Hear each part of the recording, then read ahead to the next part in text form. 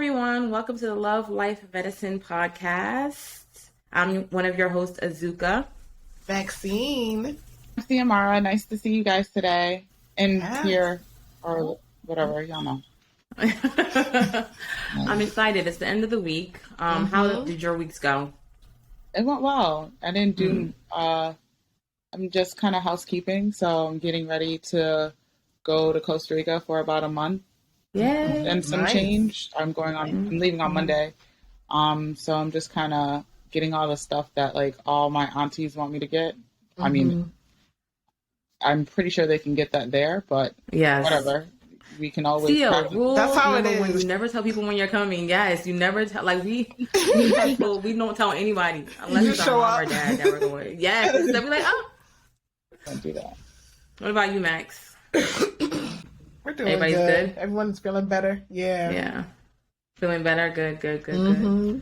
Good. How are you guys dealing with the when did the Robb Elementary School shooting happen? Was it on Tuesday? You're right. It was Tuesday because I was gonna post and it was just too much. My mental was like, I can only imagine. You know, you empathize with the parents, the children, I was at work. It's horrible. I was like, thank God it was towards the end of my shift because I needed a mental, like, this whole week has just been, it's been sad. Yeah. When it comes to kids, you know, you just think about your own kids. You know, you take your kid to school, drop him off thinking, oh, I'll see you later on. I tell my son every time I drop him off, oh, mommy or daddy will be here to pick you up. You know, that's supposed to be the safe space. Like, I'm supposed to be able to go to work and know my kid's going to be safe. And it's just, anyway, other than that, the week was good. So today, what we have to talk about for healthy hot topics, we're going to talk about STDs. And I think it's perfect because of what's going on in the news. I think when this comes out, it'll be June. So June is Men's Health Month, right? So we decided to talk about STDs and the rise of STDs over the past decade, actually. And then I wanted to discuss monkeypox. Because monkeypox is a disease that I've heard of before. It's in the news right now, gaining heavy media attention, and it has been described as being sexually transmitted and maybe being sexually transmitted in the UK. I think with all the COVID stuff right now, it's like, oh God, another disease that's, a scary disease. You see all the pictures in the media, another disease that's on deck. But before we go into what monkeypox is and, the symptoms, treatment, stuff like that, how scared we should all be, I want to discuss the media attention of monkeypox and how you guys feel about it. I have a lot of concerns. It's very frustrating. Even on our side, the CDC website pissed me off today. But I wanted to know your thoughts, weigh in on how you feel about the media coverage. I think this from studying medicine, whenever I study any type of disease, I always go back to like the CDC, NIH, all that stuff like that. So the first place I always go to is the CDC because usually they have like, really like straight like bullet point facts. I just was kind of disappointed in the information that they gave out for monkeypox because it just seemed very biased.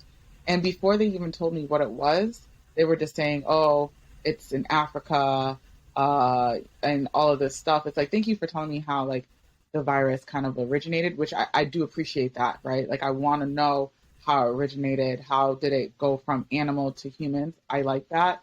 But before all the necessary information, I want to know like, how can I get it?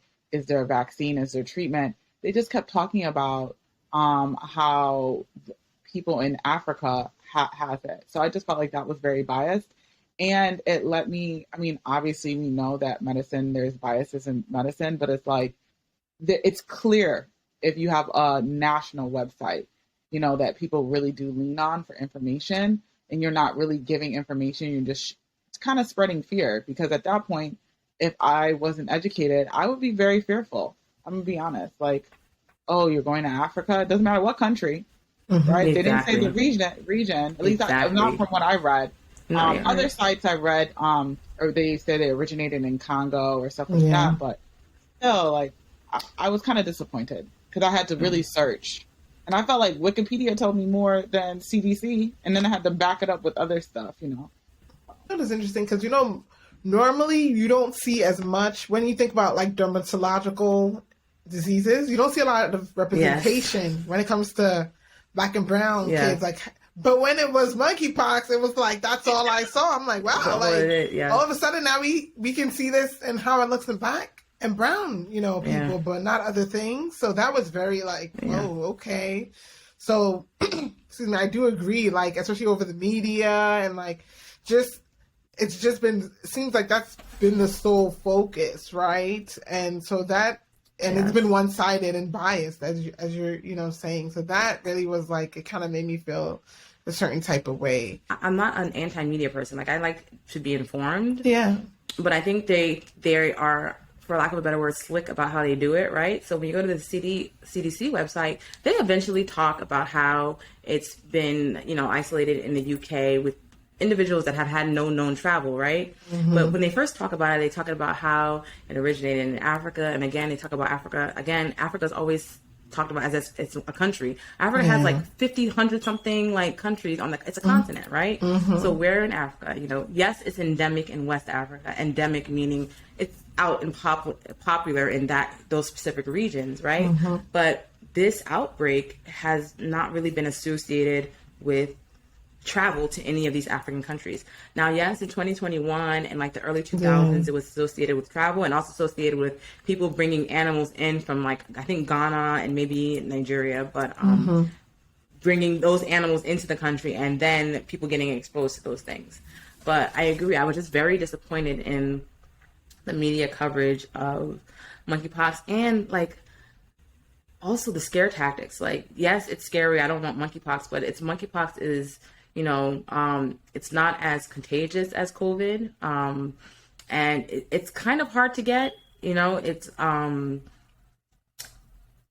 just don't like the fear mongering. Okay. But you should be careful. You should protect yourself. But I just feel like the facts should be, the media kind of makes people, first of all, want to be scared. And then they make it, you know, you have to be careful how you portray things, because then you have people being scared of like West Africans and Africans, and they're like, oh, they brought monkeypox into this country, just like they did with COVID. Chinese and Asian people brought COVID, you know, it creates division and you know, xenophobia. So totally agree with that. Just a little bit about monkeypox. So like we said, it's been found in 16 countries according to the WHO. You have to be really, really close and have prolonged contact with the individual, right? So you have to like exchange body fluids. What scared me was the respiratory droplets part, because, you know, that's how COVID is spread, through respiratory droplets. But they have to be entirely big respiratory droplets. So you have to be kind of very close and for a long time. It's not like very easily transmissible. It starts with like fevers, flu, headache, and then like 1 to 3 days later, you develop the rash and the pustules that everybody's showing in Black skin, the pox. And then the pox also, when they're scabbed, they can still be contagious too when they're scabbed over. So why I wanted to talk about monkeypox and STDs is because they are finding that it can be sexually transmitted, that people are getting these pox in their groin area and anal region. So I think that's important to know. And they can look like herpes, they can look like other things. So I think it's important to be aware, to be careful, use barrier methods for contraception, like condoms. Scabs that are on the pox, if you were scratching them, they can become like, I guess they made it seem like they can become aerosolized, and you can still catch it. So it's not until the scab falls off that it's no longer transmissible. Yeah. And that's how it can be through contact too. Exactly. That's what they're saying. That is so that and that's what made me realize, and like that's how little kids would get it too, because they're probably scratching, like, you know, because they don't talk about it like that. Like, okay, little kids can get it. If you think about the way it's transmissible, you can understand how it can be transmitted. It's so many ways through different populations. Yeah. Yes. You know, it's not. Did you guys talk about what they said? Contaminated bedding and clothing. Yes. Yeah. Yeah. Because I was like, oh my goodness, this thing can just there's so many different ways. But contaminated bedding makes sense, because when I'm not thinking about grown people, right? I'm thinking about kids, because all the pictures I saw were little African kids. So usually, I know when I was little, not usually like you're sleeping in bed with somebody, right? And the kids are scratching. It's getting on the sheets. The bedding gets sheets, and it's like getting all wet. So I was like, that makes sense, because they're saying like, gay men or bisexual men, but I'm like, but all I see are pictures of African kids. So that's why it clicked for me when I saw the contaminated bedding. I was like, that makes more sense for me. Yeah. So. That one was like, I don't know why I started thinking about hotels and having to bring my own sheets and stuff. Actually, I do that sometimes right now. Even yes. Yeah, I just bring my own pillows, my own pillowcases, sheets, towels. But then and I take like sprays. I also take like Lysol sprays. Yeah.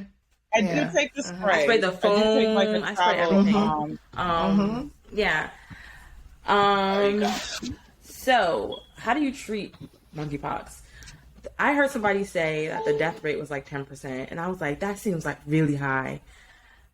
The death rate, or the mortality means death, is the stuff I found has been 1%. Did you guys find anything higher than 1%? Yeah, no. So let's take a turn a little bit just to talk about other STDs, because apparently I thought STDs were on the rise because of COVID, but apparently STDs have been on the rise for the past like decade. Yes, syphilis. Yes. Sorry, go ahead. I did also read it was because of COVID, but not because of COVID, but more so because like the public health officials that would be working on prevention had to be taken off of their mission, I guess, or their job of education and making sure that people understand how to prevent STDs to now combat COVID-19. So that is what I read at that. And then I also read the fact that, the lack of publicly funded agencies that would give out materials or contraceptions or provide, public health things or education for STDs, that has decreased over the past couple of years as well. And since that has decreased, like government funding, they've noticed that also that is in a rise. On the rise. Yeah. STDs are on a rise and in the population. So it's not just like people just having sex all willy-nilly and they don't care. It's access to screening, access to going to the doctor, having stuff like that. Yes. I think at the beginning of COVID, they said they went down a little just because people were scared. Everybody was quarantining and stuff like that. But then once people were let out of the gates again, then they went back up, and it's been going up. Some of the STDs that I found: primary and secondary syphilis, congenital syphilis, which is unfortunate, chlamydia, gonorrhea. Those have all been going up. And again, like CEO said, yes, due to screening, access to healthcare, access to clinics, stuff like that. What else did you guys find? We're going to talk about all the STDs, but I did find when I looked up STDs on the rise, they really only concentrated on chlamydia, gonorrhea, and syphilis, because those are. And I'm saying when they're on the rise, like 100, and I've seen like 176%, 200%, like they are. Yes. So I noticed that when I was looking up, they really only concentrated on those, as opposed to when you go to Planned Parenthood, which I like. I love that site, Planned Parenthood, because they PlannedParenthood.org, they do educate you on all the STDs, but when you look up what's on the rise, they literally zero in on those three. Yeah. What was concerning was the congenital syphilis, because usually I could be wrong, but I think a lot of it also has to do with pregnant women's access to prenatal health care, because usually they test for syphilis if you're pregnant. Congenital syphilis is horrible. You end up with mental delays, visual problems, other like physical disabilities. So, or the baby doesn't even make it, and passes away. So, I just thought that this was all really like troubling. Yeah, it is. Yeah. It's actually interesting because working in the ED, like I see a lot of people who have not gotten prenatal care, and it's you wouldn't think. Yeah, there are so many people that are like in a second trimester coming to the ED for like ultrasounds. They haven't had any sort of prenatal care, and it's sad, you know. So why is that? Is it because they don't have access, or lack of access and insurance? But they do have some governmental programs. I think Medicaid when you're pregnant does provide that, but it's lack of access. Sometimes depending on the area. So I use that opportunity to educate women that I see. They force all like the women who don't have. Once they go to the doctor or like the ED that are pregnant and they don't have any health care, they force them to get on Medicaid because of that very reason. I mean, for life. Well, the other thing that I saw is that a lot of this stuff is preventable. Like, syphilis is a penicillin shot, right? Gonorrhea and chlamydia are antibiotics that are like, not very expensive. I also saw HPV and Hep B that have vaccines, so, and those can cause cancer. So, I think it's really important. I don't want to take too much people's time with this, but first we talked about monkeypox. I think we've gone through that, but I think the important things to know about are syphilis, chlamydia, gonorrhea, and I'm missing on HPV and Hep B, are all, they can all be sexually transmitted, right? They're tests for all of them, blood tests, urine tests, swabs, and they all have treatments or vaccines, right? So if you just go to your doctor, I know it's easier said than done, but just find some place that you can get tested, get treated, get the vaccine, and help prevent some of these things. I will say about HPV, if you, for people who are single and dating, or you're polyamorous, or you have an open relationship, whatever your thing is, you can test negative for HPV, but still have it. So in our age range, I know a lot of us did not get vaccinated because when that vaccine came out, but I still got vaccinated. 20. I was about 21. I got it. All three. Yes. It is 3. Was it 3? Maybe that was Hep B. I got the Gardasil. I will say that people that were born in the late 80s, there's a lot of us that have not gotten vaccinated, and then it's like really half and half actually. Most of the huge big push is were for people that were like, they were pushing for like 13 and 14-year-olds. Now they know. Say everybody, even in your 40s, it's not about so much HPV. It's about preventing cancer, because even I went to a talk about this at my OBGYN's clinic, because they're like all new and cool and stuff, because I want to know about all the HPVs and stuff, because it was scaring me. But they were saying that you could still get HPV and have the. And even if you were vaccinated, it's not about not getting HPV. It's about not getting the cancer that's caused by it. So now they're really just pushing, this is a cancer preventative, and not so much of you won't get the HPV. Get HPV. You can still get it, but we're really not trying to have people have cervical cancer and having to go through those things. Okay, so. Yeah. Yes. Hey. Yes. I have one more thing. I'm not sure if you guys mentioned, and especially with gonorrhea and chlamydia, because we see it a lot in the ED. And if one person gets treated, you have to make sure that your partner gets treated, because some of them wouldn't probably tell their partner, and then if they go back into that relationship, then it didn't make any sense. So yes, it's important for both parties to get treated. Yep. Yeah. That's all of these, right? With HPV, a lot of people don't know that they. Not HPV. I'm talking about like syphilis. Syphilis. Syphilis. Gonorrhea, trichomonas. Trichomonas. That's what it is. Yeah. Another quick thing I didn't mention is I found that apparently latex condoms have been proven to be effective I guess they're the most effective, Mm-hmm. even especially against the smallest of organisms. So, because I didn't mention condoms, so that's a really Oh good, yeah, good prevention. They're measure of amazing. prevention. Take a little break, and then we will come back and talk about another fun topic, a lighter topic. We're going to talk about dating, Yes. dating etiquette during the COVID era. Like I was saying before, I try not to put all the onus on the man. When you start doing that, you kind of dismiss what you want or whatever. So I really do ask them like, oh, what are your intentions? Not just with me, just like in terms of just dating or just even meeting in general. And usually say, this is what I would like. And usually I always say like, I would like a long-term relationship that leads to marriage.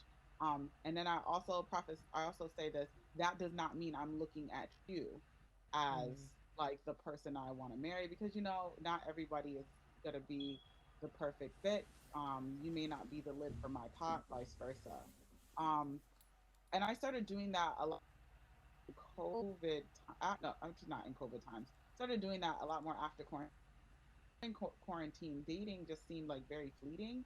Even though I know people met their husbands during quarantine, but I felt like people were just really talking to people through Yeah. Hinge and Tinder because they were bored.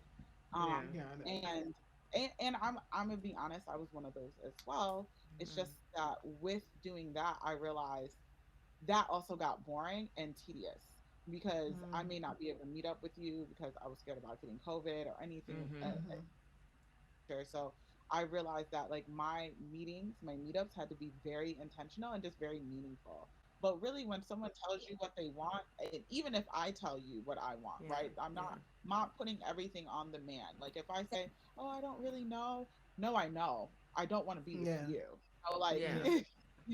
if I say I think you're a great friend, it's because I truly friend and I don't see anything more, And then so dating and co me realize like my own intentions of what I also want, and yeah, that's about it to answer that question, to kind of wrap that up really quickly. So yeah.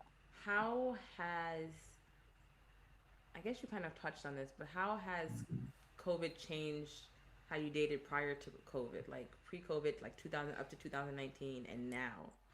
Has it changed or is it the same? And is this changed because you're older now, or is this changed because of COVID, or both?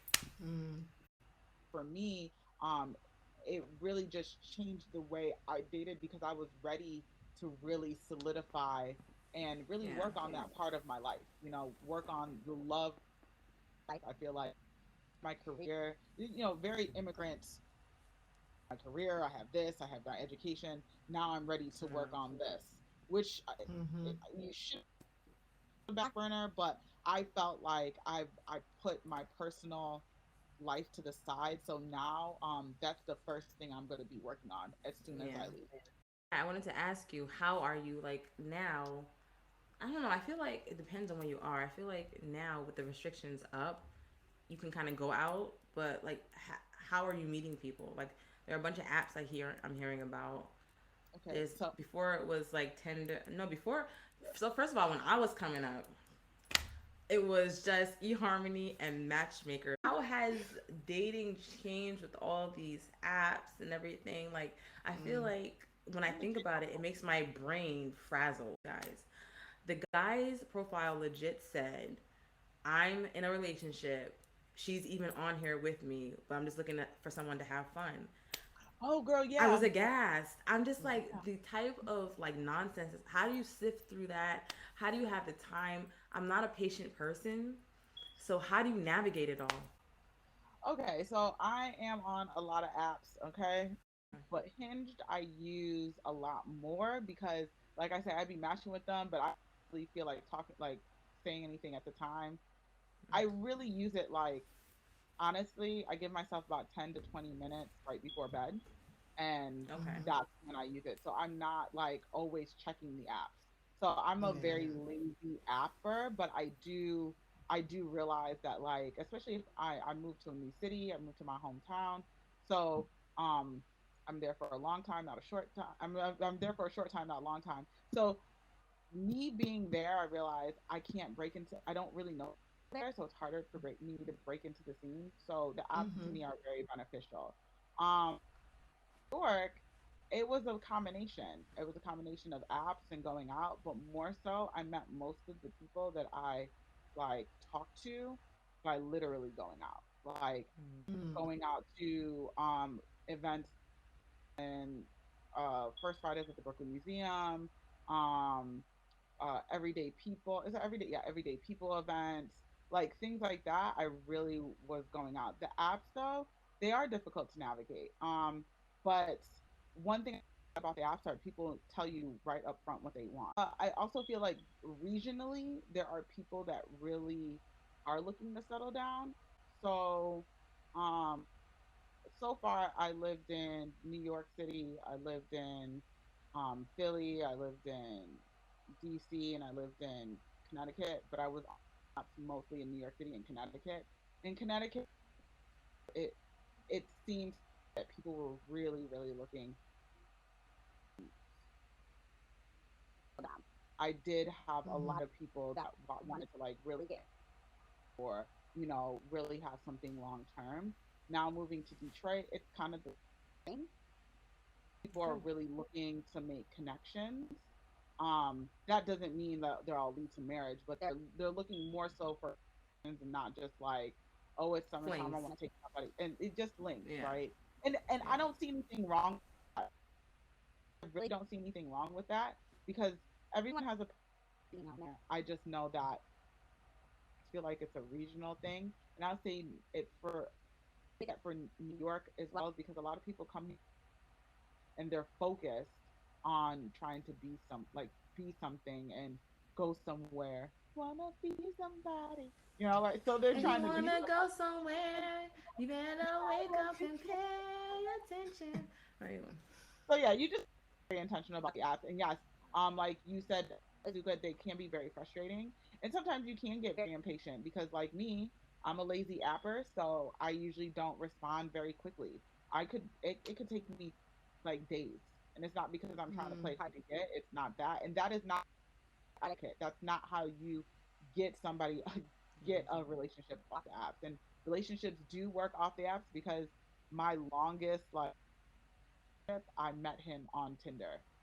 And it wasn't like a sneaky link or anything like that. It truly was like a true relationship. So What, just real That's quick before cool. you wrap this up, as far as etiquette is concerned, how I know before, maybe I don't know, maybe through before COVID, during my day, I feel like I'm talking like I was born in the 1800s, but like you go out, get a cup of coffee, get dinner or whatever. But like when COVID happened, where you just having like FaceTime dates, and then once you're sure, then you have like the date.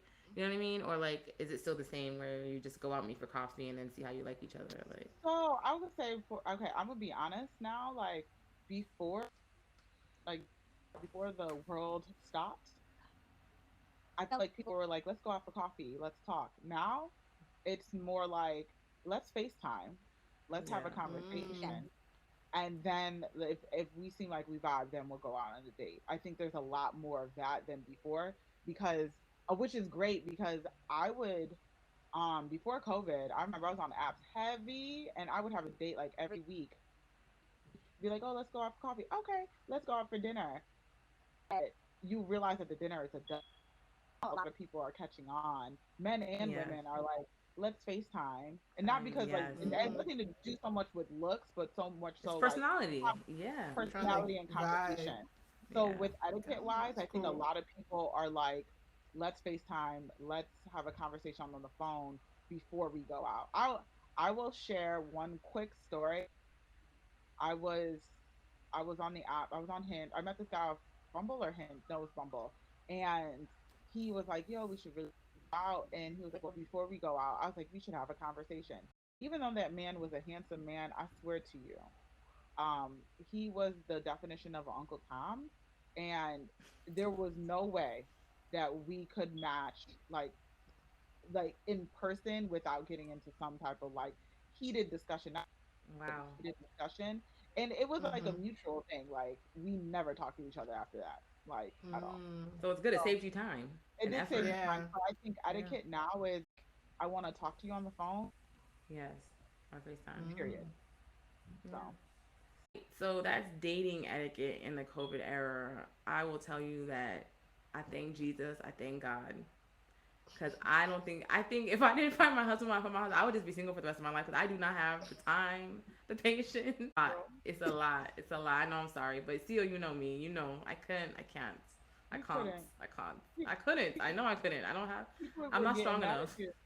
Yeah, people were getting. I remember guys would get mad at you saying you were too much because you asked like, "Do you want to be married?" Which I think those are questions that need. Well, I mean, I don't know. I don't know what it is about. I'm very I'm goal oriented in every action of what I want to do. I know what I want, so I don't have time to like, I don't know. And then we're busy.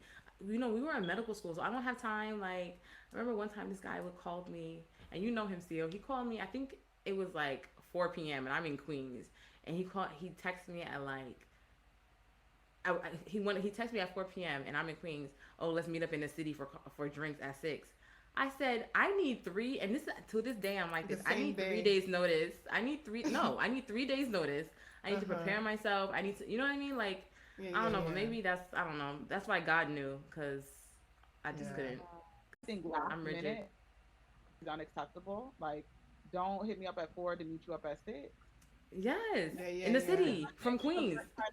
Especially if it's a first time meeting. If like you're not like a long term boyfriend or anything like that, like me jumping up and getting it's not gonna happen. But you can hit me up at 7 a.m.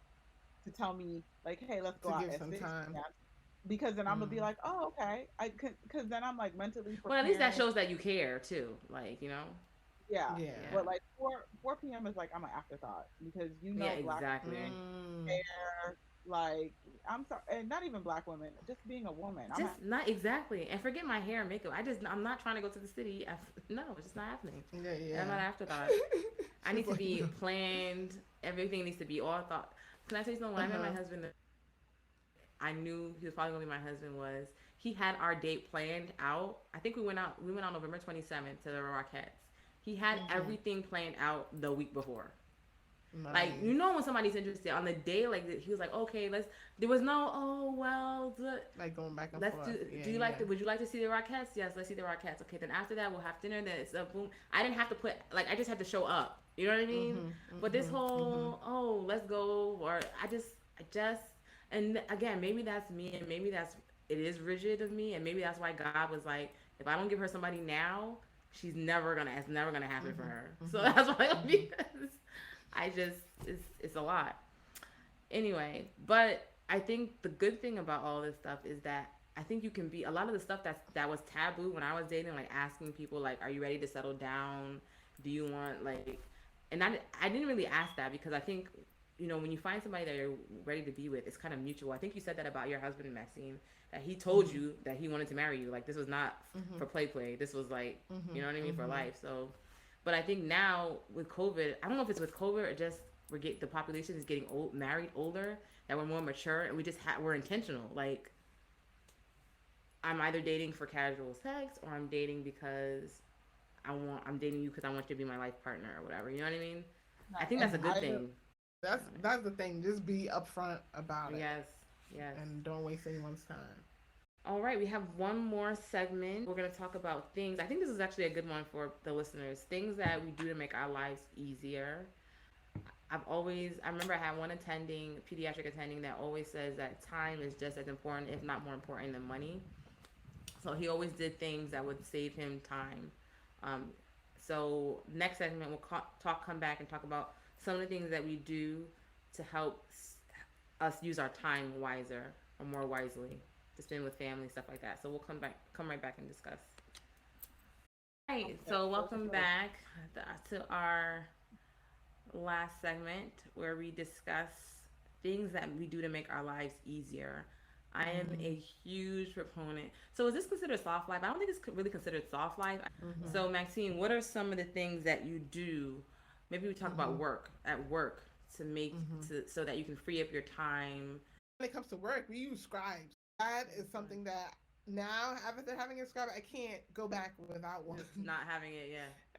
No, like it makes my note taking process easier, just seeing patients quicker, just because I Yeah. have someone also just taking notes and also learning to delegate as, to other people to do tasks. I had to get out of that mind frame as a resident, right? Because you're used to doing everything as a Do resident. everything. And then Yes. becoming I'm like, oh, I don't have to put that splint on. Like, Yeah. I can ask a Somebody tech else to can do do it. that. Yes. Like, wow, I don't got Yeah. to do that. So Yeah. that first year of me being an attending, it was actually like a learning process and like learning, like, oh, I don't have to do all these things.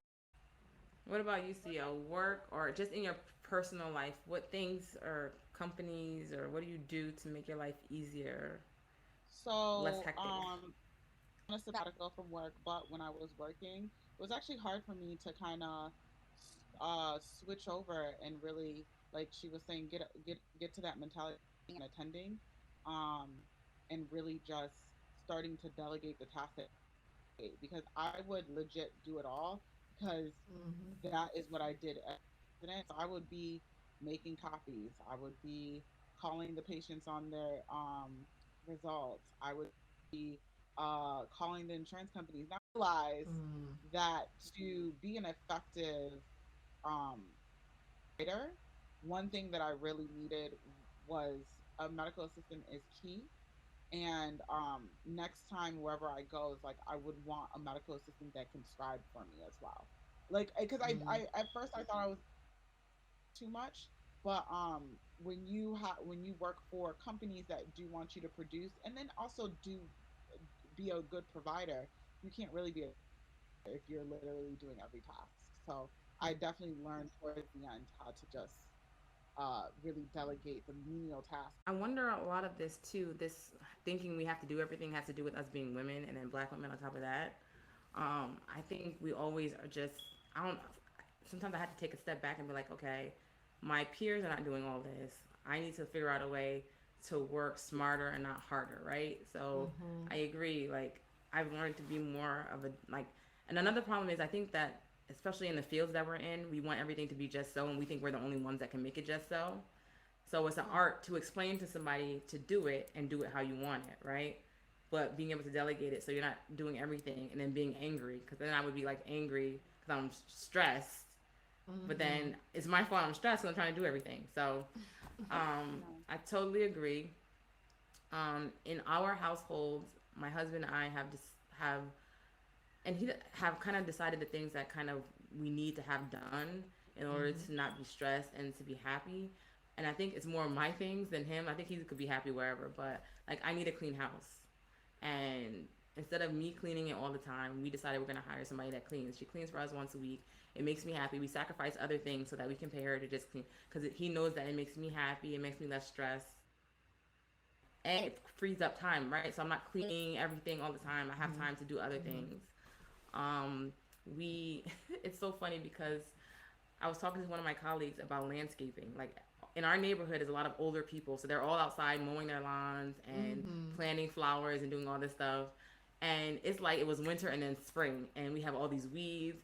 And in my head, I'm like, Mm-hmm. they make it look so easy. Like I was telling my colleague, I was like, why, I feel like we're bad people. Like our landscaping doesn't look as good. She's like, you have a toddler, you have a little kid. These people, all your neighbors, and it's true, they all have grown kids or their kids are out of the house and they're all Mm-hmm. retired, so they all have time to like do that stuff. So what we do, and it may cost a little, it's probably more expensive than us doing it ourselves, but we hire somebody to come and maintain the property, do all that stuff. Time to spend with our son. We have time to do all our extracurricular stuff. I even went to the Indian restaurant the other day and bought rice because I was not trying to make rice. So if it Mm-hmm. will make lives a little bit easier, that I did see. I do. Sometimes you don't have time to cook if You we're don't got both no working, you don't got no huh? Instapot. You don't got no Instapot. No, I need to. Maybe I should buy one. I've never, but Oh it's yeah. not just. It's That's the just only way not I cook boiling rice. rice. No, I can Right. boil rice, but like no, but not just boiling rice. Making like fried rice, jollof rice. That's I not just get it. Yeah, Instapot. That's the whole sometimes. thing. Okay, okay, Yeah, I see what yeah, you're yeah. saying. It Sometimes, takes Okay. a whole yes, day. that's a Yeah. whole That's day's thing, that's and nobody has Uh-huh. time for that. Yeah. So, and we don't do it all the time. Like we'll just get like fried rice or something, like a big pan of it, Yeah. and have it so that there's something for the week. I don't know. Those are little things Mm-hmm. that we do. Yeah. And then again, Yeah. CO, I'm with you. Once a month. It should probably be more, but first of all, I don't like doing my nails and my hair. I hate it. I don't like doing it. I try to think of anything else but doing that, but I knew it has to be done because I have to look presentable. It's forced. Once a month during my week off, I make all my appointments for the same day. I go get it done, so it's off the table. So that's good. You know, one thing for me, it took me a while to get someone to come and clean. I don't know. I felt guilty. I don't know what it was. And I think for me too, it was probably, I think it was most of the perception that I thought other people would have of me. Yeah. Maybe being a mom and all those things. Eventually it became too much, right? Because my husband would help, but I wouldn't be happy with how he would do it, right? Exactly. So then it became a lot for me until I got the help, and it made life much easier. So I just had to get to a point where it's like, I don't care anymore. You know what I mean? Like whatever I can do with, if I have the money to do it, why not? Or if I can sacrifice something else to get whatever, I can get done, then I would just do that. My colleagues, he has a whole assistant. I was like, I want to be where you are. He has a whole assistant. That's awesome. Like, I want to be like you. He's an orthopedic surgeon. He had his whole assistant call me. We're planning something. So his assistant called, and his assistant's doing this, that. I even had an attending once that said that, like, if he has to go to a wedding or something, he has an assistant that goes and buys the presents or whatever it needs. Like, orthopedic surgeons actually have a very high divorce rate. So I think it's actually smart of him to have an assistant because it lets him spend more time probably with his family. So I think it's smart. I mean, if you have the means to do it, I think time is so, as we get older, we have kids, our time is like so important. So if I don't have to spend it cleaning the bathroom or cleaning this or cleaning that, then why not? That's the end of this episode. Tell us what you think. We're trying to make this better, more shorter, to the point, fun and interactive. So please DM us, LLM podcast on Instagram, or email us at lovelifeandmedicine@gmail.com. You can individually contact us on Instagram, go to our Facebook page, leave comments, and please share, subscribe. We're on Spotify, we're on YouTube, we're on Apple Podcasts, iHeartRadio, and Spreaker. All right, have a good night. Yes. Bye, ladies. See y'all have fun in Costa Rica. Don't forget about us. Bye. Have a safe night. Bye.